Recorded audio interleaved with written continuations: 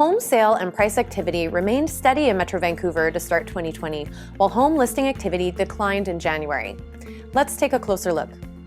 Realtors registered over 1,500 home sales on our region's MLS in January. This is 42% above last year's January total and is about 7% below our 10-year average for the month. Looking at supply, we're seeing fewer homes listed for sale than is typical for this time of year.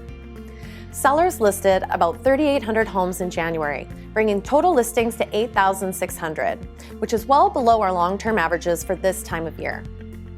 The balance between supply and demand is a driving factor behind home price trends. We measure this balance by comparing the inventory of homes listed for sale with the number of sales in a month. We call this the sales to active listings ratio.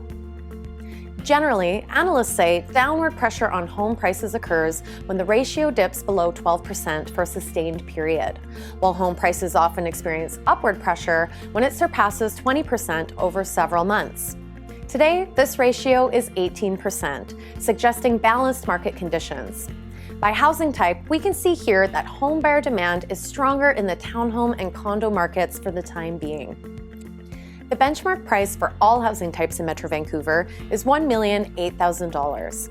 This is down about 1% over last year. We see similar, modest fluctuations when we look at price trends by housing types over the last year.